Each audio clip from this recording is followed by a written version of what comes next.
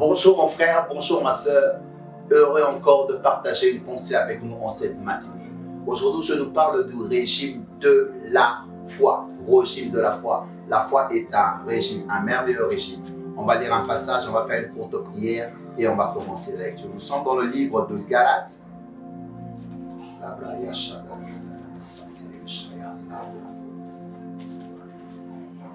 Nous lisons Galates. Nous lisons Galates 3. Nous lisons le verset 23. Il est dit ceci. Avant que soit instauré le régime de la foi, nous étions emprisonnés par la loi et sous sa surveillance, dans l'attente du régime de la foi qui devait être révélé. Ainsi, la loi était comme un gardien chargé de nous conduire au Christ pour que nous soyons déclarés justes devant Dieu par la foi. D'autres versions disent que la loi était un pédagogue pour nous conduire à Christ. Alors, dans ce passage que nous venons de lire, nous comprenons très clairement que la foi est un régime. Mais c'est un régime qui a été révélé. Et avant que ce régime soit révélé, nous étions sous le régime de la loi. Il y a une différence entre le régime de la loi et le régime de la foi. Mais pour bien comprendre la foi, il faudrait aller ou rentrer jusqu'au père de la foi. De la même manière, pour bien comprendre la loi mosaïque, nous rentrons à Moïse. Et je pense qu'aussi, nous ne comprenons pas très bien la foi, ou nous ne manifestons plus ou pas la foi comme il se doit parce que nous ne rentrons pas au père de la foi. La première personne que Dieu a utilisée pour imager le régime de la foi, pour donner une image, un signe qu'il y avait un régime qui arrivait, le régime de la foi. Alors on va étudier Abraham pour comprendre le régime de la foi, parce qu'il est appelé dans les Écritures le père de la foi. Et Abraham, c'est notre père. Alors nous allons continuer ce merveilleux message. Nous allons sans plus tarder dans la vie d'Abraham. Et il faudrait comprendre une chose, c'est que la foi n'a pas commencé avec nous. Le régime a commencé avec nous, mais la foi a déjà été introduite par Abraham. De la même manière, la loi n'a pas commencé avec Moïse. Elle a été instituée avec Moïse. Son régime a pris vie avec Moïse, mais elle était déjà en vigueur depuis l'entrée du péché. Là où il y a le péché, il y a force de loi. Là où il y a la transgression, il y a force de loi. C'est ainsi que Abel a fait des sacrifices qui se rapportent au sacrifice de la loi mosaïque. C'est ainsi que Noé a fait des sacrifices qui se retrouvent dans la loi mosaïque. Il a dissocié les animaux purs et les animaux impurs. Il a fait une alliance. Abraham aussi a fait des alliances avec Dieu. Il a fait une alliance avec Dieu. Il a utilisé les animaux, les oiseaux, il les a partagés. De toutes ces choses-là sont des choses liées étroitement à la loi. Elle commence avec Moïse, mais elle a déjà prévu bien avant Moïse. Il y a eu des choses, des images qui signifiaient l'arrivée de la loi mosaïque. Et de la même manière, pour le régime de la foi, il y a des choses qui se sont passées pour signifier ce régime. Et le fait qu'on dit dans Galates 3 que le régime de la foi a été révélé, c'est-à-dire que ce régime était caché, c'est-à-dire qu'il y avait un voile, c'est-à-dire qu'il y avait une pédagogie qui cachait la réalité ou la vérité sur le régime de la foi. Et pour bien comprendre la foi, pour aller dans la révélation de la foi, nous allons rentrer dans Genèse. Alors on va lire un passage de Genèse, on va lire l'histoire d'Abraham. Genèse 15. C'est une assez longue lecture, mais on va quand même la lire, elle est importante. Genèse 15, à partir du premier verset. Abraham, après ces événements, Genèse 15, 1. Après ces événements, l'Éternel s'adressa à Abraham dans une vision. Ne crains rien, Abraham, lui dit l'Éternel, je suis ton protecteur, ta récompense sera très grande. Abraham répondit, Éternel Dieu, que me donnerais-tu? Je n'ai pas d'enfant, et c'est Eliezer de Damas qui héritera tous mes biens. Tu ne m'as pas donné de descendance, poursuivit-il, et c'est un serviteur attaché à mon service qui sera mon héritier. Alors, l'Éternel lui parla en ce terme, non, cet homme-là ne sera pas ton héritier. C'est celui qui naîtra de toi qui héritera de toi. Puis Dieu le fit sortir de sa tente. Dieu sortit Abraham de sa tente. D'autres personnes disent simplement Dieu sortit Abraham. Mais il le sortit au fait de sa tente comme la version Semeur le dit. Et il lui dit, contemple le ciel et contemple les étoiles. Si tu es capable, il ajouta, tes descendants seront aussi nombreux qu'elle. Abraham fit confiance, ou Abraham eut foi en l'Éternel, et l'Éternel lui imputa à justice, ou le déclara juste. C'est ici que la foi d'Abraham commence. C'est ici que Abraham va avoir pour la première fois foi en Dieu. Mais lisons attentivement cette histoire. Lorsque Dieu parle avec Abraham, Abraham a compris que Dieu ne lui a pas donné des enfants. Il avait la promesse de Dieu, mais après le temps, suite aux circonstances, il a compris qu'il n'aura pas d'enfants, selon lui. Il s'est dit, Dieu ne m'a pas donné d'enfants. Et Dieu dit, non, non, non, ce n'est pas Élisée des Masses qui sera ton héritier, mais c'est celui qui naîtra de toi. Alors, Abraham a des difficultés. Pourquoi qu'il aura un enfant? Mais lorsque Dieu le sort de la tente, Dieu ne lui parle pas de la promesse d'un enfant, mais Dieu parle de la promesse des milliers d'enfants. Et drôlement, en ce moment, Abraham va avoir foi. Comment je n'ai pas foi qu'on peut m'offrir 100 $, mais je peux avoir foi qu'on m'offrira 100 millions de dollars par la même personne?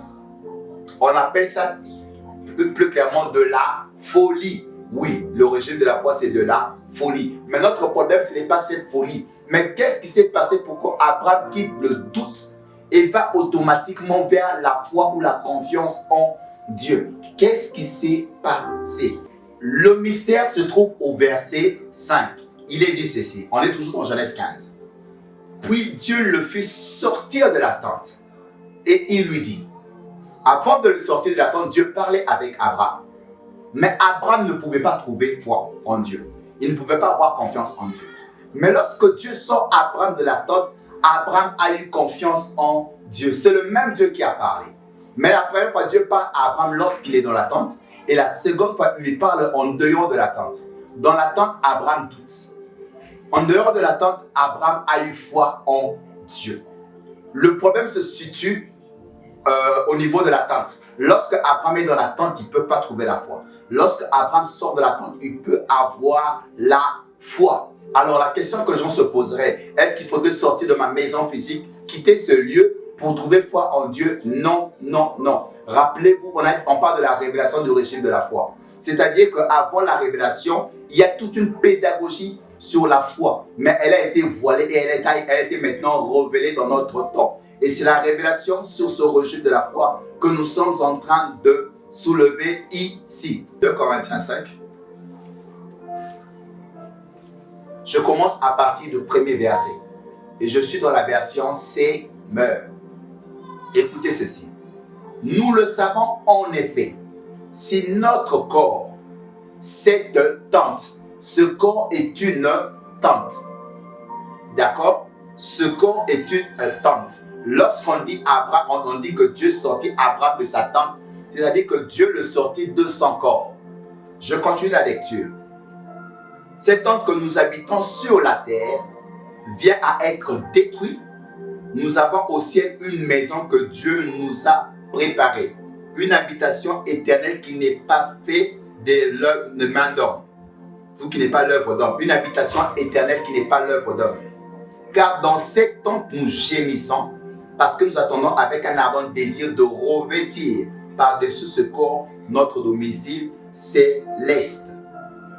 Alors, je saute quelques passages et je vais directement au verset 6. Il est dit ceci.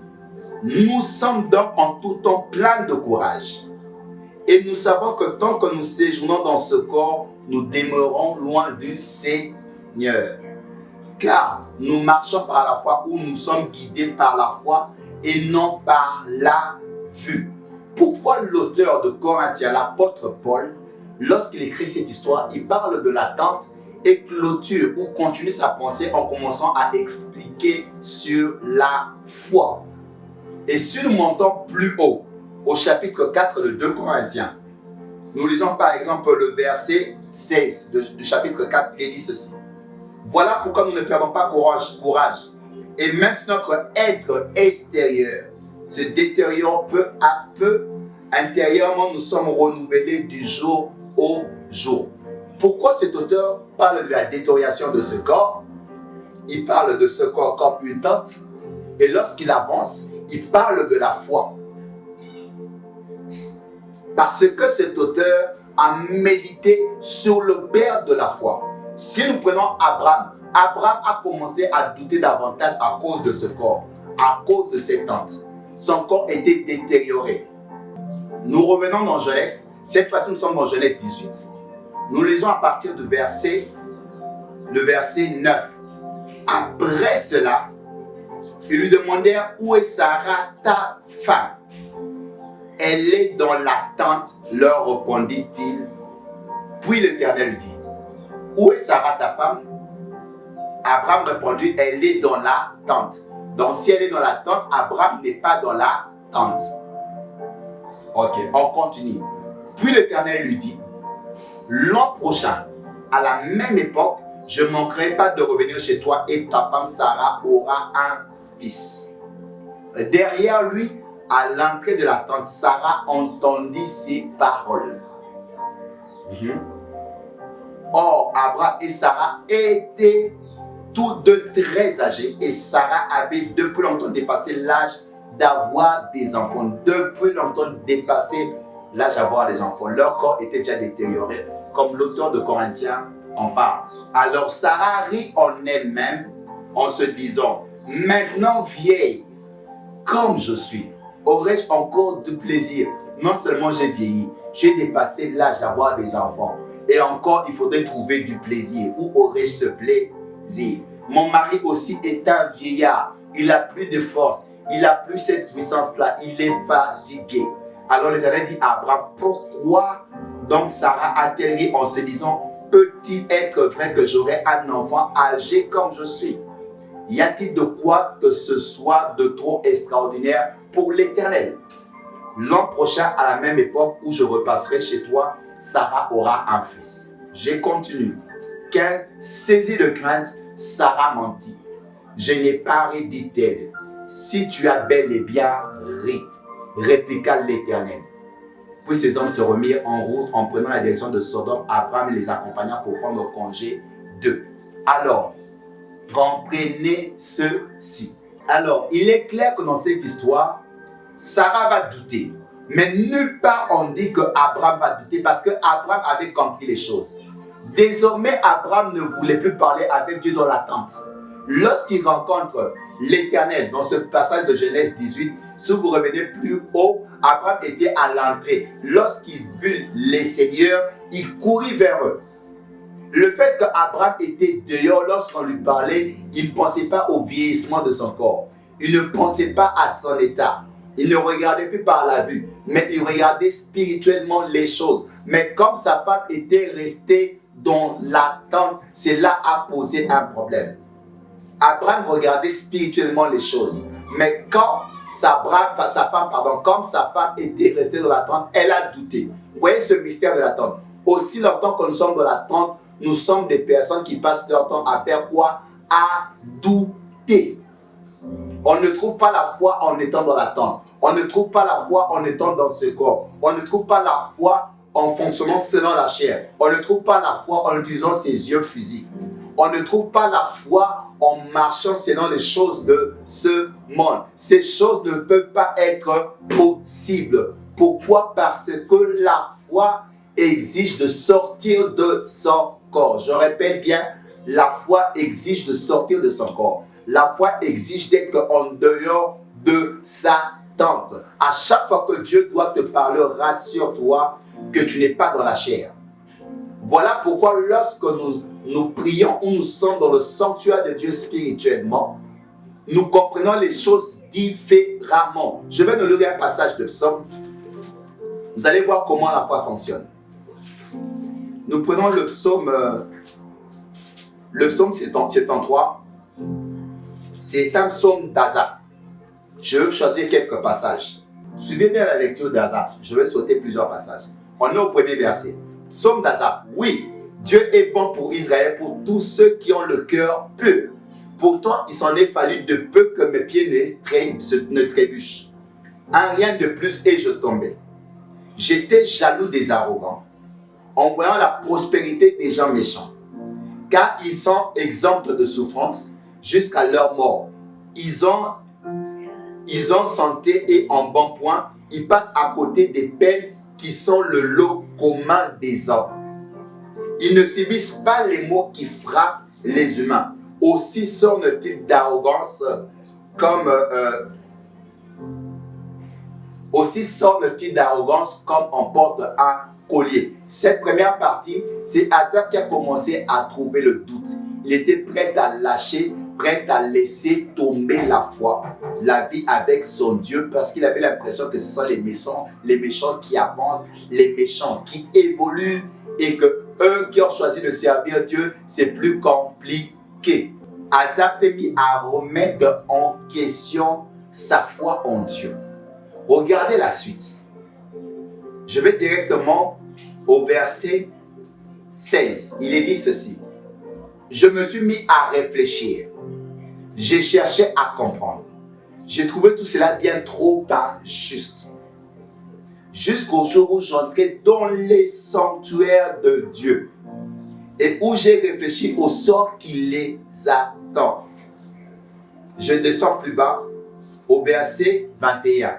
Oui, quand j'avais le cœur amer et tant que je me tourmentais, j'étais un sot, un ignorant. Je me comportais avec toi comme une bête sans raison. Vous vous rendez compte que Asaph réfléchissait même pourquoi? Parce qu'il passait son temps dans sa tente, dans son corps. Il réfléchissait avec son intelligence. Et la vie devenait amère pour lui. Parce qu'il voyait les méchants en train de prospérer, en train de progresser. Ils ne sont pas malades, ils sont en bon point. Mais lorsqu'il va entrer dans le sanctuaire, lorsqu'on entre dans le sanctuaire, ce n'est plus une affaire de la chair. C'est une œuvre spirituelle. La Bible dit, les vrais adorateurs m'adoreront en esprit et en vérité. Ce n'est pas une affaire de la chair. Lorsqu'il est entré dans le sanctuaire, c'est-à-dire indirectement, il a quitté son corps pour fonctionner dans l'esprit. Et toute sa conception était devenue totalement ou quasiment différente. Il a vu la chute des anciens et il s'est rendu compte qu'il réfléchissait comme un sot. Alors, celui qui est dans la foi est pris pour un fou. Alors que celui qui est dans la chair prend les choses de la foi pour un fou. Je me répète, celui qui est dans le sanctuaire de Dieu considère sa réflexion dans la tente comme de la folie. Mais celui qui est dans la tente considère que la réflexion du sanctuaire ou la réflexion des choses spirituelles comme de la folie. C'est ainsi que la Bible dit dans Corinthiens, il faudrait devenir fou pour comprendre les choses de Dieu. Pour être sage selon Dieu, il faudrait devenir fou. Alors, vous comprenez que le régime de la foi ne fonctionne pas dans cette chair. Aussi longtemps que Dieu te parle et que tu regardes avec ses yeux pendant qu'il te parle, tu es à côté. Aussi longtemps que Dieu te parle, tu regardes ton état, tu regardes ce que tu es présentement, tu es à côté. Il faudrait que tu te regardes spirituellement. Alors, je continue toujours dans la pensée de ce régime de la foi. Parce que Dieu veut que tu entres dans ce régime de la foi. Le bien du régime de la foi, le régime de la foi donne un repos à la chair. C'est-à-dire qu'il n'y a pas l'intervention de la chair. Lorsque Abraham sort de sa tente, la tente est au repos. Il y a autre chose qui se passe. Vous allez vous en rendre compte que lorsque Jacob devait prophétiser sur ses fils, c'était une personne différente. Lorsqu'il appelle ses fils, c'est Jacob qui appelle. Mais lorsqu'il se met à prophétiser, c'est Israël. Là, c'est un homme spirituel. Et d'ailleurs, la Bible dit dans le Nouveau Testament, dans Hébreu plus précisément, qu'il y a l'Israël spirituel. La vraie Israël, elle est spirituelle. Je crois que Galate aussi en parle. La vraie Israël, elle est spirituelle. Alors, vous comprenez qu'il faudrait mettre la tente au repos. Et c'est pour encore mieux comprendre la foi que nous allons parler du Shabbat ou le Sabbat. Nous allons aller dans le livre d'Exode. Nous commençons par Exode, je crois, 35. Exode 35, le premier verset dit ceci. Moïse réunit toute l'assemblée d'Israël et leur dit, voici ce que l'Éternel a ordonné de faire. Vous ferez votre ouvrage pendant 6 jours, mais le 7e jour sera pour vous un jour de repos complet. On a dit de repos complet. Consacré à l'Éternel. Dans Acte 1, le verset 12, il est dit ceci. Alors les apôtres quittèrent la colline qu'on appelle Mont des Oliviers, située à environ une distance de Saba. La version Semeur dit située à environ 1 kilomètre de Jérusalem.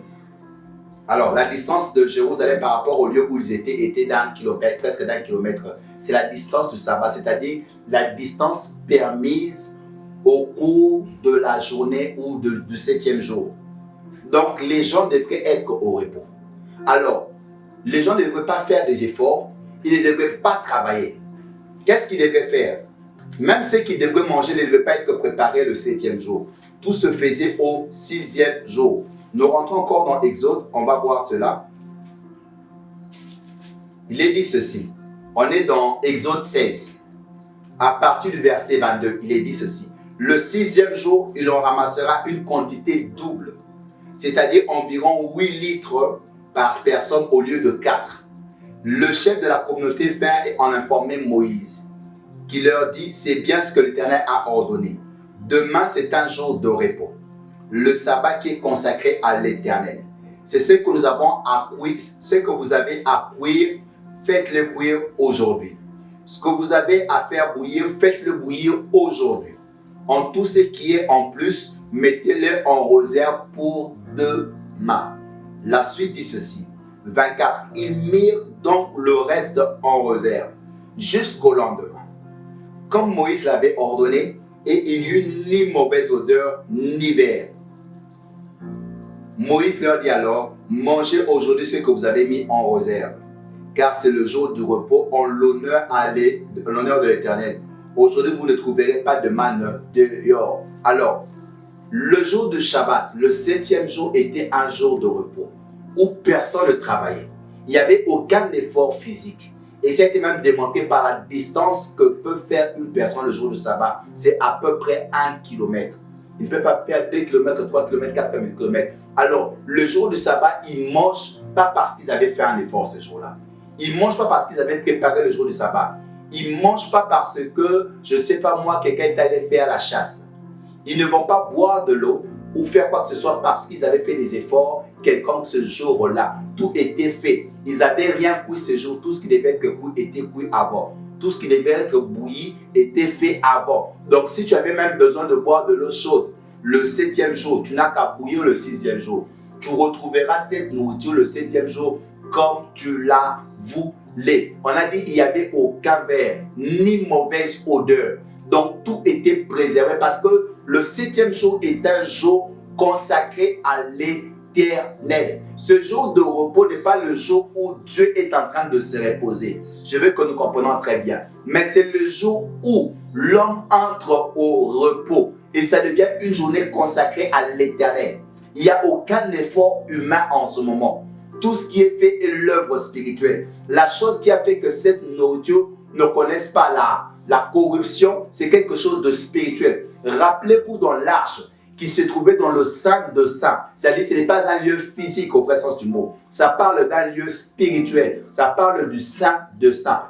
De Saint de Saints. Alors, ce lieu-là, il y avait la manne dans l'arche. Mais cette manne ne pouvait pas connaître la corruption. Parce que spirituellement, les choses fonctionnent différemment. Le bâton d'Aaron qui a été placé en cet endroit n'a pas connu la destruction. Ce bâton n'avait pas besoin de racines, mais ce bâton a poussé. Il y a eu des branches, des feuilles, des bourgeons et enfin des fruits qui étaient totalement mûrs. C'est une œuvre spirituelle. Ici, il n'y a aucune intervention humaine. Il n'y a pas un homme pour arroser. Il n'y a pas un homme pour suivre l'évolution de cette plante. En une nuit, tout a été fait. Alors, comprenez alors ceci. Le Shabbat est en train d'expliquer le régime de la foi. Le régime où l'homme doit entrer au repos. Le régime où la tente, où le corps de l'homme doit entrer au repos. Le régime où ce n'est plus dans la chair que nous fonctionnons, mais c'est spirituellement. Alors, un homme de foi n'a pas besoin de faire des efforts pour voir la main de Dieu.